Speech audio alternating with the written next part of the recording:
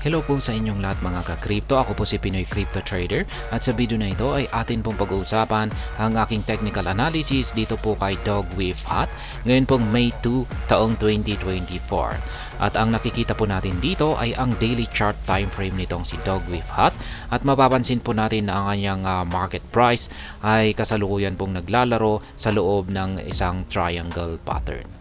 At ayan, bago po tayo magpatuloy ay nais ko lamang po munang bigyang linaw ang aking disclaimer kung saan ang nilalaman po ng video na ito ay hindi po ito isang financial advice. For education and information purposes lamang po ang layunin nito. Maliban po dito ay nais ko na rin pong magbigay babala na wala pong kahit anumang group chat ang Pinoy Crypto Trader. Check po muna natin ang kanyang performance dito kay market cap. At ayan po, itong si Dogwiffe Hut ang top 4 sa most valuable meme coin rankings natin dito. Kaya yan yung kanyang performance naman. Itong nakalipas na 24 oras ay nag-uumpisa na po siyang makabangon. Umangat po siya ng 3.39%. Pero yung kanyang 7-day performance ay bagsak pa rin po ng 11.23%. Yung kanyang trading volume at saka market cap naman po ay yan, maganda po yung ipinapakita ng kanyang market cap at saka trading volume. Sapagkat umangat po ito. Umangat yung kanyang market cap ng 3.39%. Samantala yung kanyang trading volume ay 26.90% naman ang inangat nito. Check naman po natin yung kanilang official X account kung ano ang bagong tweet nila rito. Yan, last May 1 pa ito, kahapon po ito. Wala pong bago.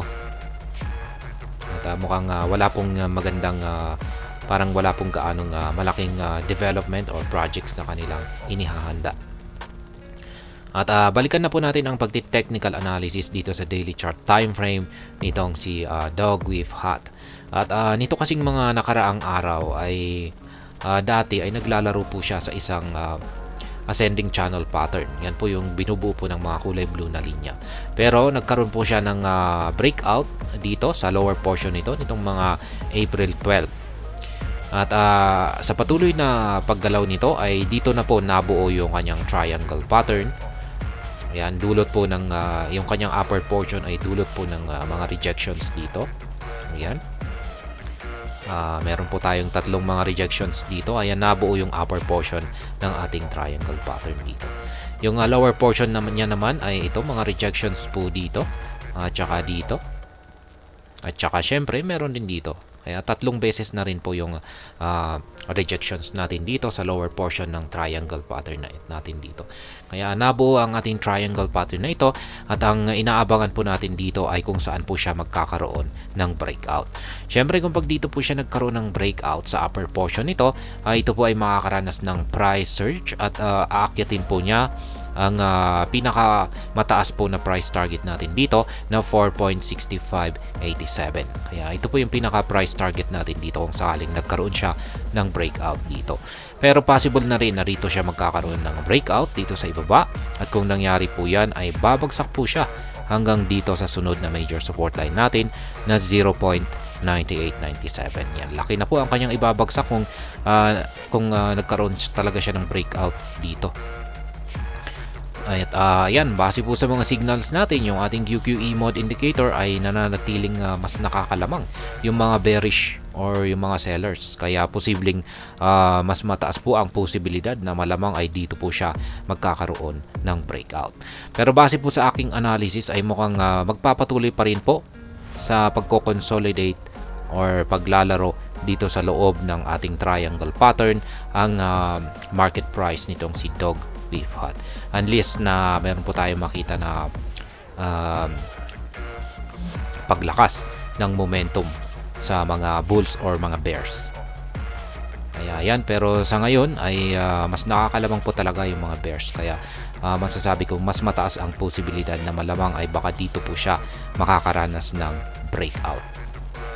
Pagdating naman po sa ating pag-trade, pag-spot trading, ay syempre, nitong nakalipas lamang po na mga araw ay meron po akong nabili rito. Nakabili po ako noong April 13 at nakapag-take profit na rin po ako dito mga April 21 nung umangat po siya sa resistance line na 3.1976.